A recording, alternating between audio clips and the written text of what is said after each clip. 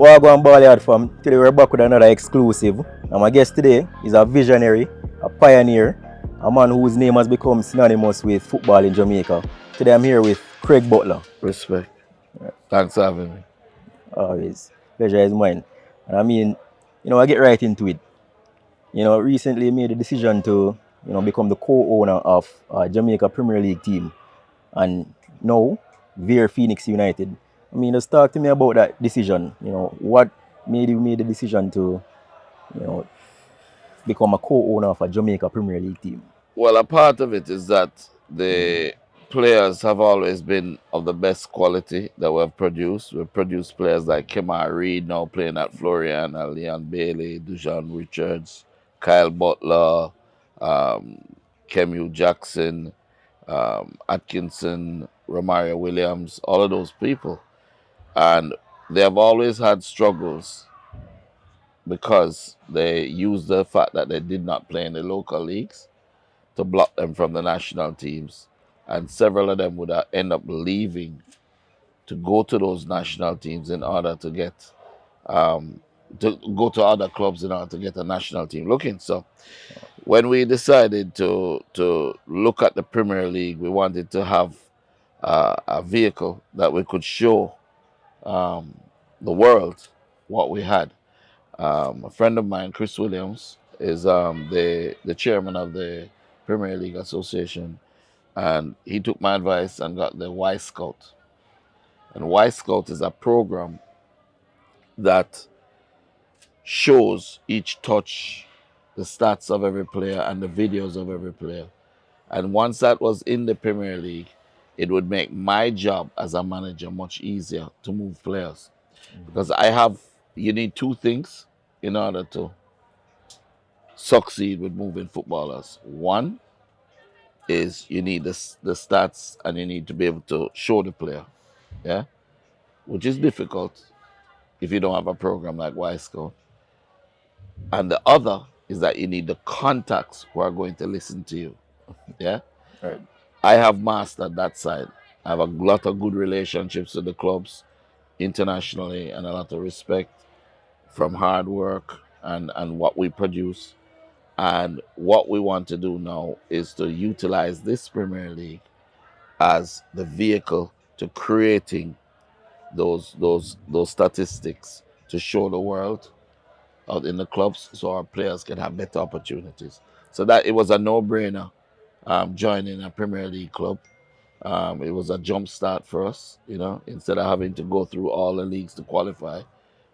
We didn't have much time for that because our players were at the highest level. Now we were able to join with Vere, and now it's Vere Phoenix, and it's one big happy family down there with So me and Lenny and the crew. yes. So why Vere? Why Vere? Why did you choose Vere United? A huge part of it is that Clarendon has always produced quality footballers, and there's always been a brain drain on Clarendon as well. So the players play well for Clarendon. Next thing you know, they're moving to another club in Kingston.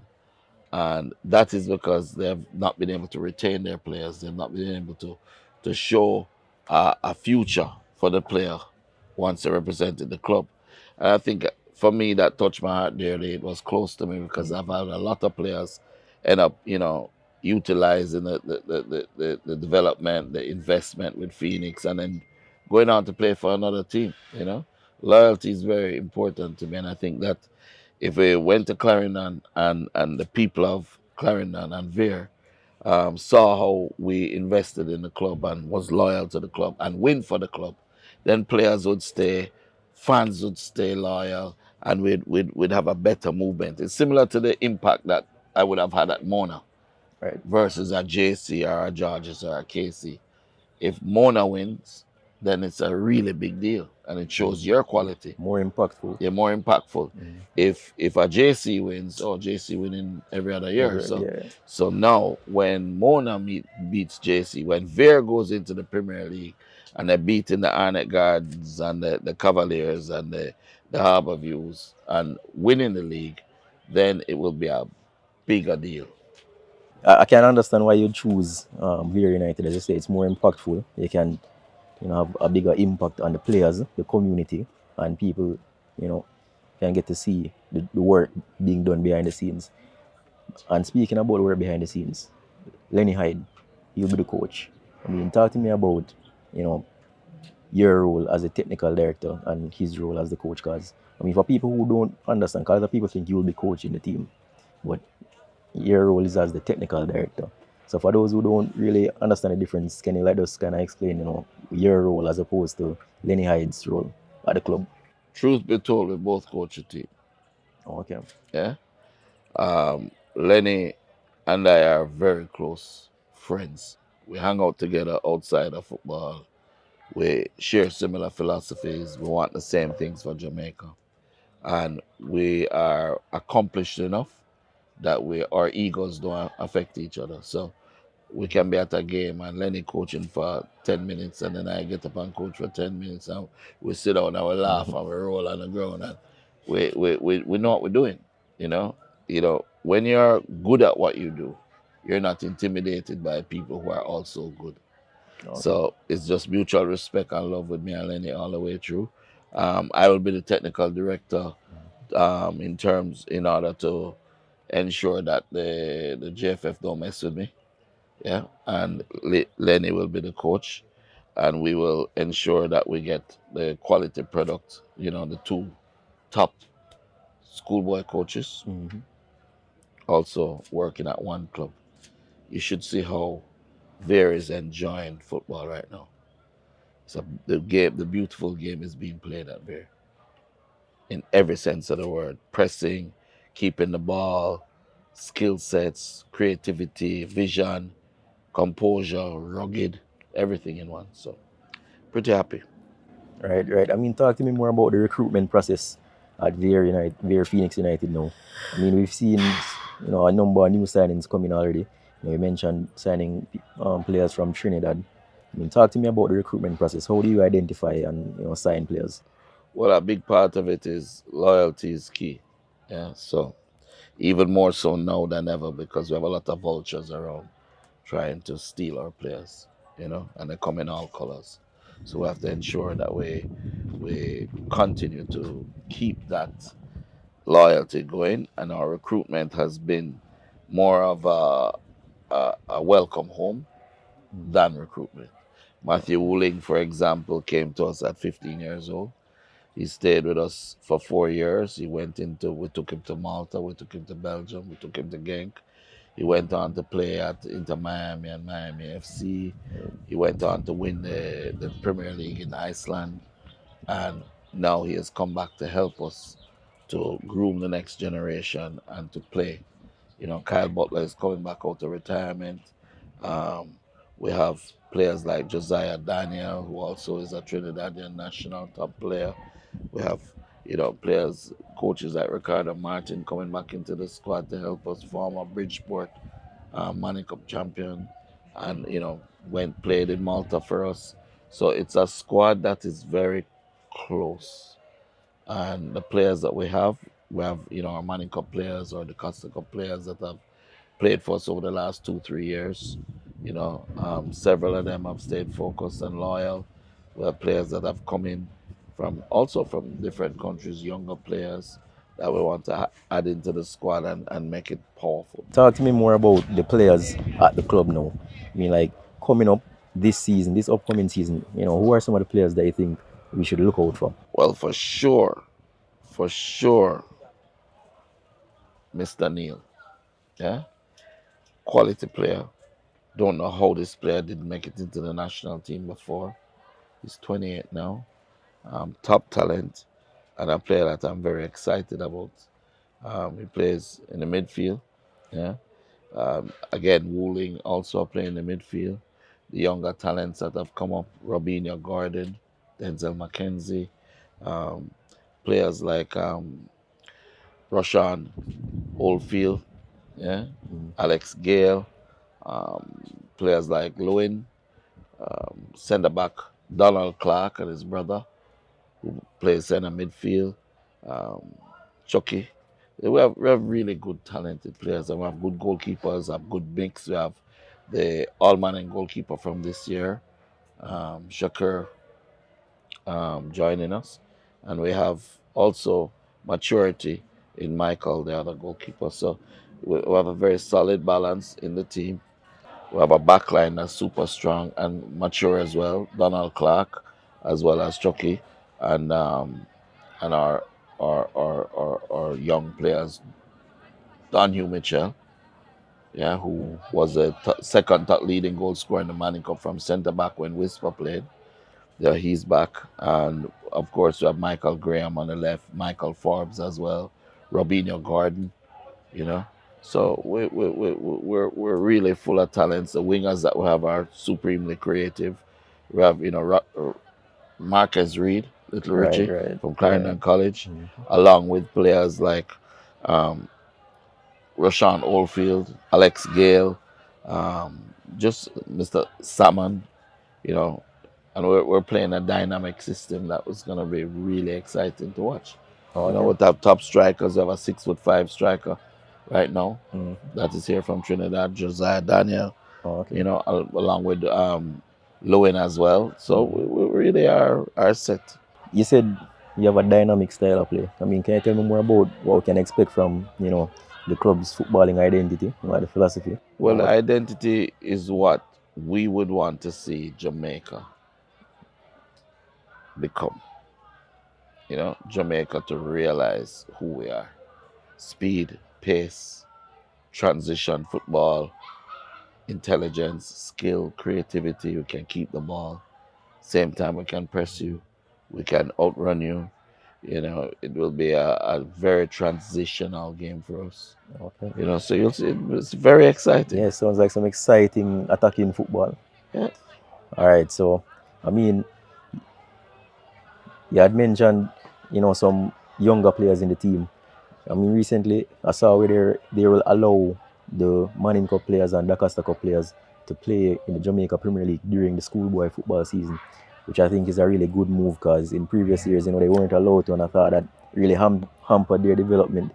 Now they'll be allowed to play during the season. I mean, how how good do you think that move is, and what kind of impact you think that will have on the younger players' development now? I think that it is twofold. It Mm. is good for the players that are above the level of the Manico. Yeah. So if you have players like Denzel McKenzie, Robinho Gordon, the Dixons, the players from Clarendon College, the Mona players, they would not have, especially if they're in their final year, Mm. they would not have as much of a challenge in the Manning Cup to develop their game to another level, to push them to another level. And so they will may become complacent. With this rule that allows them to play, but not allow them to play in a 1 week span in both competitions, I think it really helps the young players because A, you won't burn them out, and B, if they're good enough, they'll get the opportunity to play Mm. Premier League. And so if you have an easy game in the Manning Cup, then they can play the Premier League that week and then go on. But the only challenge you're gonna have is that statistics for the young players. The guy who says he wants to break the goal scoring records, he may not break it because he may be playing in the Premier League on the day that they're playing a team that they could beat 20-0. In the last 2 seasons, we've seen where the schoolboy football system has produced like one mega star per season. I mean, obviously we don't want to see more top quality players coming out because the season before it was Dejan Richards, Whisper, out of Phoenix. Last season it was Kaim Dixon out of Clarendon College. This season, I mean, if you could, bet on one player to become, that next start to transition from schoolboy football, you know, and make the move overseas into professional football, who do you think would be that one player? I don't think there's one. Mm-hmm. I think there's the entire Mona team. Um, you have Dante Peralto, who is in his senior year. He has played 4 or 5 years already. He's gone to Genk and impressed. He's gone to Salford City, impressed. There's Robinho Gordon, who is the most versatile player, captain of the All Man in last year, and you know a very top player. There's Denzel McKenzie, who is above the level of the Money Cup for sure, you know. And this is getting him to play in the Premier League was one of the things that I know I needed to do to challenge him so he doesn't get bored. Um, there's so many players that are at a high level, right? And when you look at the quality that's there, the challenge is not really just playing in and winning the Money Cup. The challenge is playing in and getting ready for the next level. Right, right. You know, so we're prepared all of that. So we're excited about that. I think Adrian as well. You know, just need a little bit more refinement. You know, Adrian Reed Adrian from Reed, right. Georges, and you have quality players all across the league, but not in the volume that we have at Mona. There's Carlton Brown, the number 6 from Mona from the last 3-4 years. He's now mature and he pressed a great deal at Ipswich over there over the summer. Oh, And okay. so they're interested in him as well. Um, young Alex Packer, who has dual citizenship, so he will be looking to go to Germany as well. Oh, okay, Germany. Yeah, and we also have, of course, players like Marlon Cunningham coming up, 6'4" player. You know, we have our wingers, Kishan, Gordon Right, right. was a star last year too. So it's gonna be an exciting A lot time. of young, exciting players to watch Yeah, out for. man. Yeah, man. It's I don't have to coach that much now Right, right. with the Manning Cup team. I'm Mm. actually evolving the systems around it.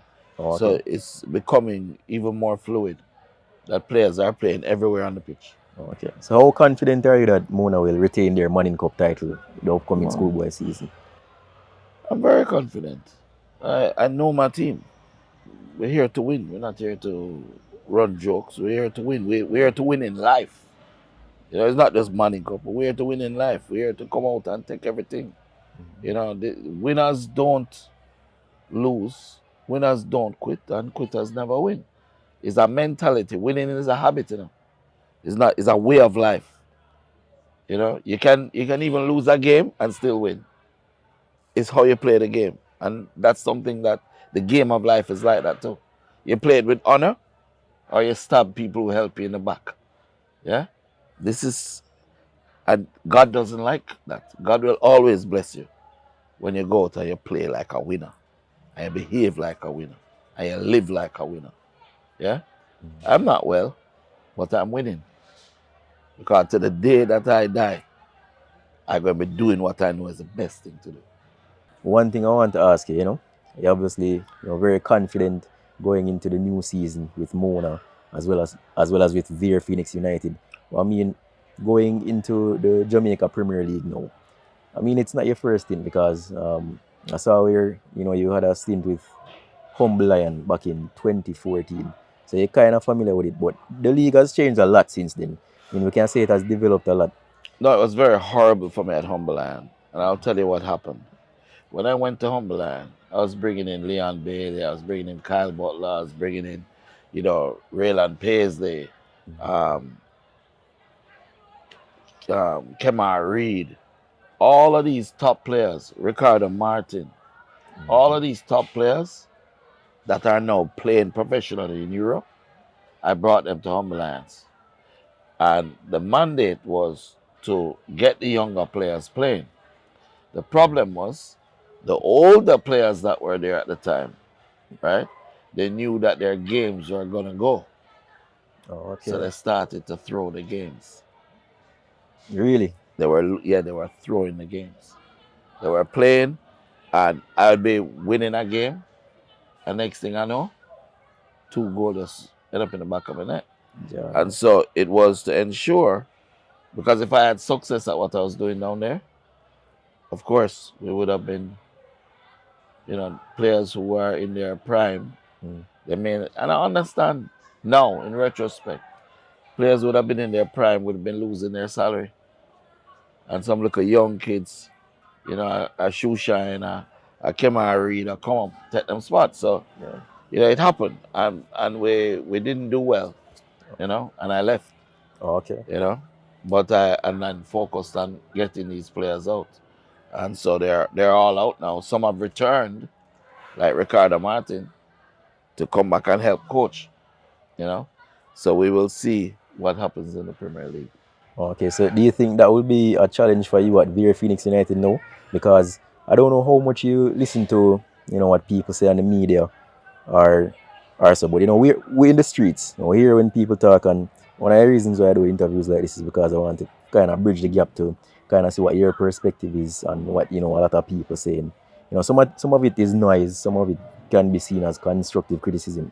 But one thing I hear people saying, one concern people have is the same thing that you mentioned about the older players. So like the players at Clarendon now, the older players, they might feel threatened by some of your Phoenix players, Mona players getting like preferential treatment in the Vere Phoenix Jamaica Premier League squad now. How is that something that you're thinking about? How would you manage a situation like that? Actually, no. I think it's one big happy family. A lot of those that have made sure. There's a saying when you in the past, right? When a country conquers another country, they even with the lions, yeah. When a new lion takes over and beats a lion, they kill all his cubs because they don't want them to come up and raise up and come back and take revenge. The difference is that these players that are at Vere before I came are quality players. It was more of the management, the coaching, the guidance, the professionalism that they needed. And they're still young enough to even make some jumps. Okay. Anyone who is too old to make a jump, I have cut ties with, you know. Mm-hmm. So I think that the oldest player we have there is like 28 now, you know, and he too still has the ability. Neil, he has the ability to make a jump. The boy is a top talent. If You we look out understand? for if we look out for Neil, Yeah, man. man. Neil are going with things, man. So the idea is that I treat everyone the same. Mm-hmm. Yeah. In fact, those I like more, I push them harder. Okay. Yeah, because I want them to succeed. Mm-hmm. So if I treated you too nice, it means saying already. Yeah, You you know, see no understand? potential. The potential of this. I'm too nice, now I cuss you. But like Gordon and Dante and Theo. I cuss them dog rotten every day. I'm sure you came here earlier and saw the training Yeah, yeah. session, and I will get light up. And Lenny worse. Mm-hmm. Yeah, Lenny's the same. And one of the things that we do is our players know we were one of them. We're a baller. Mm-hmm. And some man will just take up coaching. Right, You know, right. so we play at the highest level. And so when we come back and showing them, people don't know that about me now. Mm-hmm. They see the suit. They don't know I played with Peter Cargill. They don't know I went Manning Cup final 84. They don't know all of them things, JC. JC, yeah, they don't know. They don't know I went unbeaten in that 86. You understand? Mm-hmm. They don't know I played for Swallowfield when Swallowfield was the only club paying players. So it was the best players in the country. Played with Pat Cover, Dion Wilmot, Adonis Maxwell, Fedamap, Peter Cargill, Anthony Carbett, Richie Cook, David Burgess, Everald Petty. You say, we can just reel them off. Yeah, yeah. That's who we played with at the time. So we know football, Been there, done that. Been And there, coach from done that. experience. Yeah, and then got the experience overseas and brought it back. That professionalism that is needed, bring it back. And that is what you're having down at Vere now. Yeah? And it's just a great feeling. There's no animosity. Whoever I think couldn't make it, I was honest with them. I said, listen, you're not going to feature in the squad. It's better you try and get somewhere else. But everybody else who's there, they're going to play. And the way we play, everybody is going to be needed. A lot of rotation going A to take lot of place. rotation, whole heap of running, whole heap of work rate, because the system is what's important. The Right. role is what's important, not the player. So you suppose you can take out one player and Take out slot one in player and and drop next in player another and one is the same seamless. thing, yeah. Mm-hmm. So that's how we're operated, A lot of people take coaching courses, Mm-hmm. but they don't know how to put a team together to win. If you look at Mona lost in the quarterfinals Right. the first year, Mm. semifinals the second year, and by the third year we won. Yeah. So what it is saying to you is that we lose one game, one season, one game the next season, and no games the final season. Right. That's progress, consistent Yeah. progress. So it's not about. There's no buck ups here. And in the No. Premier League, we don't intend for it to be any buck ups. When I went to Vere, I went and looked at them. I looked at them and I saw all the quality that was there. I saw what was not happening and what was needed. You know, Right. we need a Lenny Hyde too. You know, hey, when you go training down at Vere now, you should go one day and see it. It's fun enough. We enjoy ourselves. We're in a capsule where we're not worrying about people coming in and giving us headaches. We're down there with our own little world, in our own little kingdom. Me and Lenny and the youth, them, and we'll go through the whole of it. You know? So I have to carry some vitamins for Neil, because need him vitamins. So. It's not a, All right. So back in the Premier League now, we know, a lot of quality teams are in the Premier League. You know, your team coming in. A lot of people will be looking at your team as one to watch out for.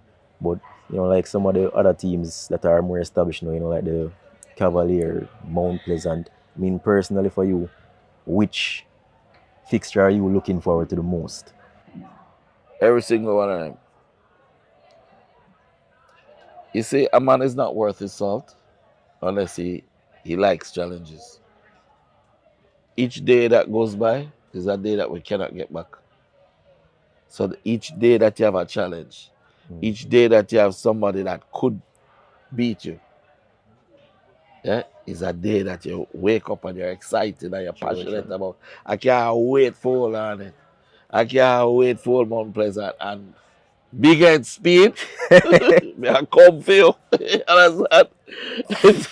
so it's really, to me, I like those things. I really do like challenges. And all of the players that I have, if you look at all of them, they're the same.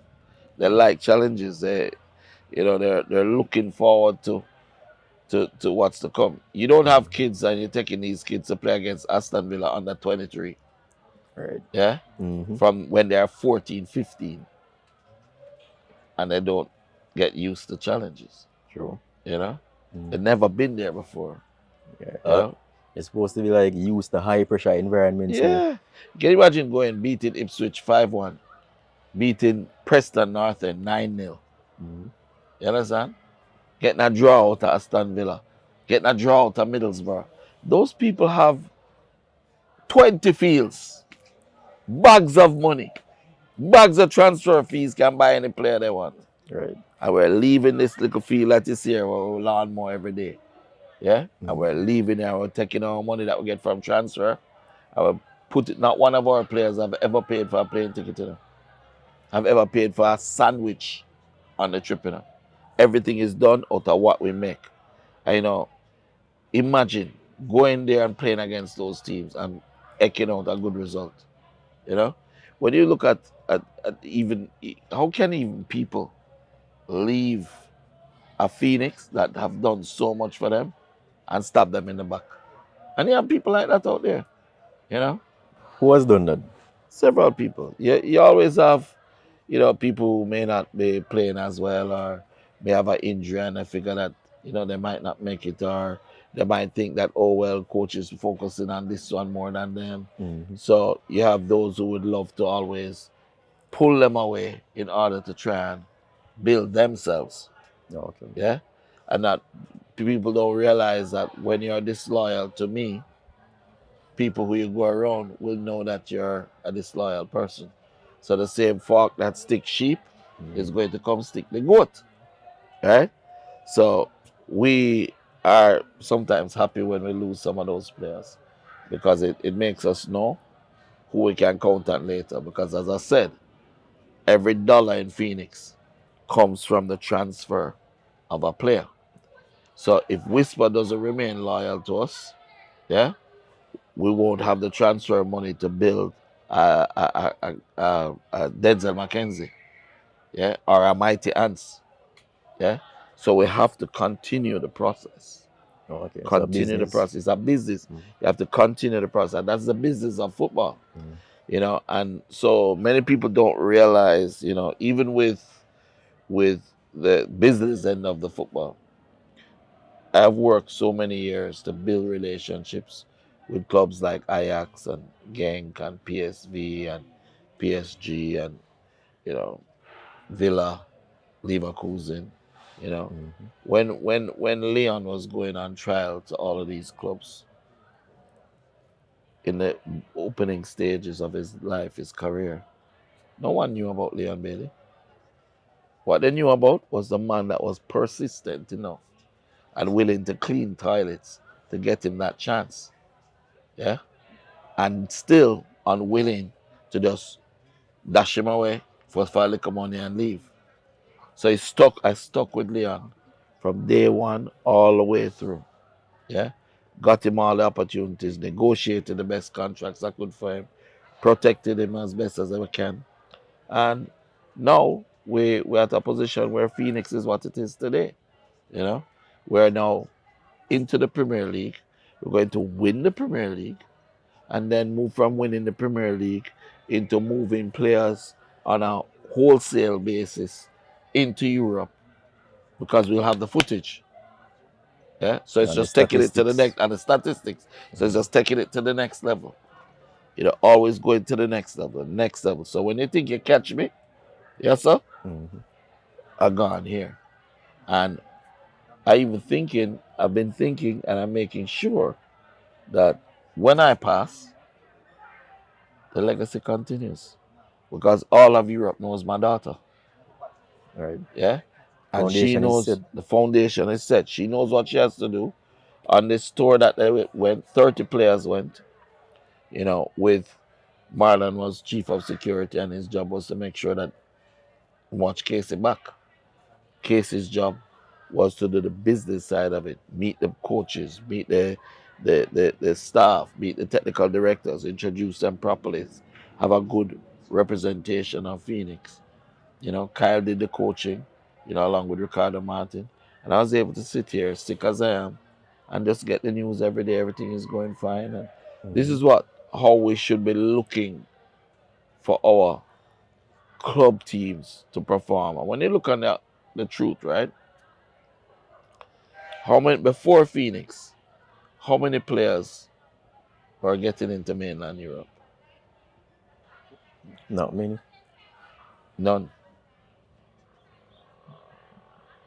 Before Leon Bailey, how many players were playing in mainland Europe? I'm not talking about players that went to England. I'm not talking about players that play in a national team and they select him from the World Cup, Bibi Gardner, and take him to Bolton. I'm talking about players that smaller clubs in Europe would give that chance. A selling club Right, right. would take a chance on an unblooded player. No, that's true because I mean, Leon Bailey was like a pioneer in that sense, in Yeah, Europe, you know, from Genk days. yeah, Leon and Kyle. Right, and Kyle as well. People have to talk, and I want to say this. People love to run up their mouth. Kyle Butler was Genk's under 21 leading goal scorer when they won the under 21 cup as an 18-year-old. And outside of Leon Bailey, if Leon Bailey didn't exist at that time, Kyle would have been Jamaica's most successful youth player at that time. Not Maggie, not any of the other guys, Kyle. And anybody doubt it, you can look at the footage. Go on YouTube and look. It's there. Go into the Belgian newspaper and type in Kyle Butler name. It's there, you know? And so now it's really exciting for me that after all that he has gone through, after all the pressure and all the worrying and everything, he has his little son. I'm saying, no, man, I have to leave the right legacy. I want my son to see that I didn't quit, that I came back. And like the Phoenix, I will show my quality. And then I'll retire, you know? The decision to come out of retirement now. I mean, you think, what do you think about the timing in terms of like, you know, same way like I said, a lot of people like to talk. A lot of people say, him way too long, probably him too old now. Get past him. A whole heap of talking. You What ever heard of Jeremy Vardy? Jamie Vardy? Yeah Yeah. man, yeah man. Jamie Vardy never have the pedigree or the head start of Kyle Butler, you know. True, true. Yeah? He make it up through the lower leagues. Yeah. So when you have that as a your basis where you started from, yeah, when you have a life that from 7 years old, you train hard every day and playing in the highest level clubs around the world, training. You know what to do to get yourself back ready, And when you have a little kid, because I remember Kyle and my son CJ and my daughter Casey was my motivation towards a father, I knew I couldn't give up because of them. So when you have that type of motivation, I don't think it's going to be hard for Kyle to come back.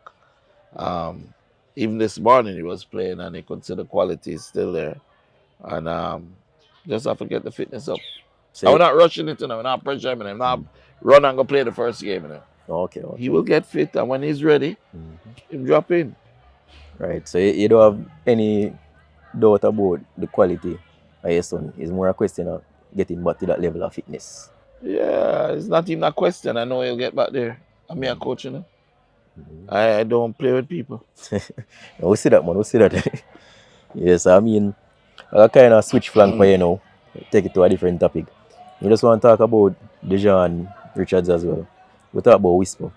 I mean, you are his agent, and we see that he's going through a little bit of a tough time now with the injury. I think this is probably the most serious injury of his young career so far. He did surgery the other day, now in recovery.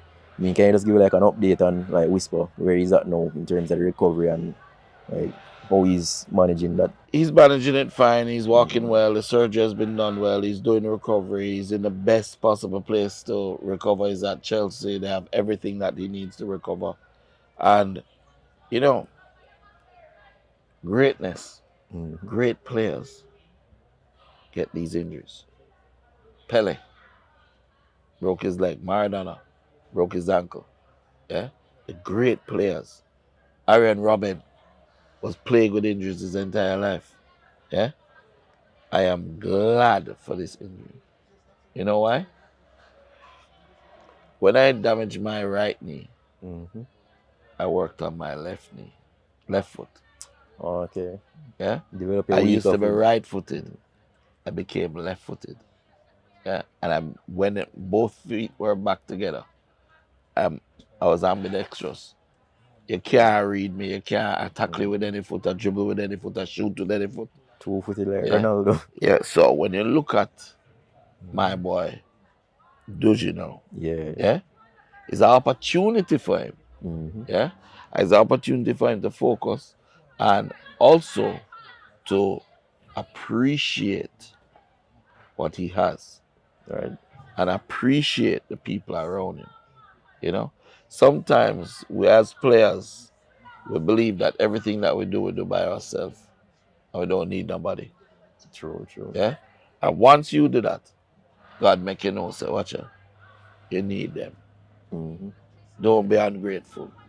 Yeah. So now with Dujan, he's working. Casey was up there with him. Kyle was up there with him. Our champion goal scorer last year for Mona, Demarian Harris, was up there with him, and make sure him walking, make sure him eating, make sure he's going well. And this is what the football is about. Football is about overcoming challenges and getting better. And I can tell you, I have every confidence that Whisper will one day be the best player in the world. He have all the raw materials. He have the size and power of Haaland. He have the creativity of Leon Bailey, right? He have the tenacity and speed. What more want? He's a natural athlete, man. Yeah. You see him have all the attributes. Yeah. I mean, like, we look at Chelsea and we see that Chelsea is a very stacked team in terms of like quality. I mean, we don't doubt Whisper's quality because we know what he can do. I follow him from Manning Cup days because I'm a KC old boy. I watch the games and when I see him, I said, can't tell when last I see a player this naturally talented. So when I have a doubt, say I'm going to do very well. But like in the short term, are there any plans to like probably get him a loan move? Absolutely not. Absolutely not. Absolutely not. Mm-hmm. This move where you see the coach move over X amount of players over here and say he's not going to work with them, he's working. People see that as a negative. You know Mm-hmm. what I see it as? What? Him just clear out 23 man for Whisper to go in. You understand? Yeah, because him never tell Whisper say him no plan for use him. Yeah. So I guess. If you have 50 man stand up over here so, Mm-hmm. and you have to get past those 50, but then when you look, him cut it in, the coach cut it in half, and you only have 25 now. Yeah, your opportunity going to come easier, Right, right? right. So opportunity favors the prepared mind. True, true. So you have to be ready. Mm-hmm. Yeah, you have to be ready mentally, physically, emotionally. Yeah. Ready. Fortitude, as the Fortis them love say, Fortis, fortitude. Be powerful, be ready. Right, Yeah, right. the fervent them love say busy, be busy, put in the work. You know, you let me tell you something. If you want to be the best in the world, you cannot be partying. You cannot be drinking. You can't be. You have to be like Ronaldo. You have to. It is what it is. Mm-hmm. There's a time for everything under the sun, saith the Lord. And there's a time when you're retired. And like me, you can get a big belly. But there's a period of time when a Pepsi could have drunk me. I don't drink. Oh, okay. You understand? I Mm-hmm. don't I don't party. I focus on what I need to do. And that's what Whisper needs to do. And he will do it. Switch flank again. Leon Bailey. You know, he's made the decision to make himself available for selection again. So I mean, we know the reasons behind him taking the break in the first place, but you know the circumstances have changed. There's a new coach, Steve McClaren, already speaking very highly of him recently, and you know the level of professionalism that he'll bring to the national team. So what I want to know is, has the situation with Leon Bailey and the JFF changed in terms of what he was asking of them? That he has is that the reason why he has decided to come back into the team now? What I do know is that the coach has played at the highest level. He understands the demands Mm-hmm. of top professional footballers, what they go through. Yeah, he knows what they need to perform at optimum levels. And if he knows that, and he would have taken a job with the JFF, I'm sure he would have made them know what his terms of engagement are. And one of those is to have an environment where the players are treated like professionals. Yeah. In other words, all the things, the travel, the the the the the, the, the, the, the security of the players, all of those things, they're not seen as unreasonable demands to someone who has played at that level. They would be seen as standard. Right, right. Yeah. So I'm certain he will do well with the team. Do you think it's a suitable appointment in terms of what we need to progress as a nation? What we need as a nation is professionalism. Mm-hmm. We don't have a problem with talent. We need professionalism. We need fairness in selection. Yeah. We need to have less conflicts of interest. Yeah. Right. And I believe that, you see this Premier League, I take it for that purpose. If you see my players them not good and you block them out of the national team, then we go play Premier League and win.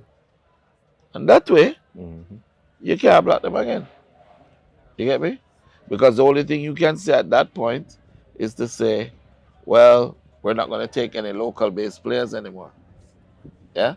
Right, right. Because if I win Premier League, I don't want my players, you have to pick them because they're the best local talents if they win. And if you don't want to pick them, yeah, then what will end up happening is you say you want overseas based players because they win, they will also move to overseas too. So is you ever hear the run long run short catch? Yes, one. All right. So All but I right. have to worry myself. Mm-hmm. And what I want is for my country to reach to a World Cup. Right. Nobody don't love Jamaica the way me love Jamaica, But you see, if a man love his country and he sees injustice and does nothing, then he's worse than the people doing the injustice. You have a point, this one. Yeah. A strong point, one. I'm a student of history, He had a brother named Frederick Douglass, right? Mm-hmm. He was a freed slave. But yet, every single day, Frederick Douglass advocate, write books to to to to, to get slavery abolished. Mm-hmm. Every day. Yeah? But he could have said, hey, but no worry, man. Them said they could look at him and say, no, but remember, say you're a freed slave, you don't have any, you won't have any problems. You're Yeah, good. you good. No worry You about good. him. Don't worry about them. Yeah? Yeah. I'm one of those people that could have taken that route, you know. Mm-hmm. I could retire from coaching football. I could retire from managing players. Yeah, I could have stayed home and chill, invest in some real estate, and just I continue to invest in the players, continue to invest in my country. Yeah, many people right now who are even involved, former players, don't live here. They don't live here anymore. They come here on vacation. They go out on a boat, them have fun, them chat, them do two music video, and then gone again. Yeah, me there.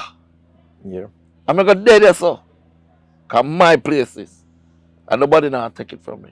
And I go and contribute as best as I can to the advancement of Jamaica's football and Jamaica's youth. And who don't like it, can go do them next best. My good be not jump ship. Phoenix to the end. In there on my shirt or chest right so. To the end. That is it, man. Well, I mean, I couldn't come and have this conversation with you and not ask you this question.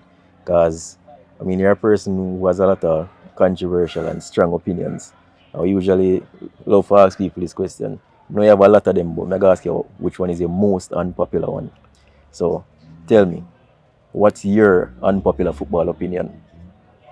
Well, it's not unpopular. The problem is the, if you have Jamaica as a whole, right? All those people in football in Jamaica and just life in general. I think that I would have 98% of the support of the people in Jamaica. Where the challenges come in is those involved in the sport, who's seeking to make money out of the sport. So my personal unpopular opinion would be that Phoenix players really should be in the national team. You know, the people who control the football would not want to agree with that, even though they know it's true. So it's unpopular with them. Anybody who is logical, yeah, use statistics, will always agree with me. Let me give you an example, right? You have a national under 20 that we just got 15-0 in 3 games. Yeah, yeah. Embarrassing. How many people in that national under 20 came from the DeCosta Cup champions, Clarendon College, or the Manning Cup champions, Mona High School, which was 7 months after the competition. So if the competition is an under 19 competition, it means then that 7 months later, that age group would be the ones that are playing in the under 20s. There were none. So the champion of the Costa Cup, the Olivia Shield champion, and the Manning Cup champions had no representation in the under 20s. Something wrong there, someone? Conflicts of interest. And then people say that Craig Butler is a troublemaker. Who is going to speak for these boys if not me? Yeah? Should I allow them and leave them, let them get up and start cuss and go on the interviews themselves so that people can say they're disrespectful and they have no manners and they use it against them? Yeah? You know how much time I've literally taken the blame for my players when I had nothing, sometimes I had nothing to do with their interviews. And I take the blame for them and I defend them and I try to protect them because it's my job. And it's because I love them. Yeah? In the end, the unpopular opinion will always be that Craig Butler love chat too much. He's not good at what he's doing. He's not a good coach. He's not a good manager. He's leading everybody in the wrong direction, whatever. Who are you to question me when I have taken a boy from cassava piece with nothing. Train him, develop him, market him, pay for him plane ticket, feed him every day, and take him myself to Europe and get him to where he is now, a multimillionaire and a world star. I don't need to do any more work. My point has been made. But I do it again with Whisper. And I'm doing it again with all of these players at Phoenix. So we're good to go. I'm in a word. Craig, thanks for having us. Respect. We have to thank the people, them. We have to thank the Ballyard family, you know. Big them up as usual for always a support we. You know, keep subscribing. We have to big up our kid sponsor, BP, you know, Ballers Pride as well. Love the support. But as always, you know, keep subscribing, liking, sharing the content. We're out for now. That is it.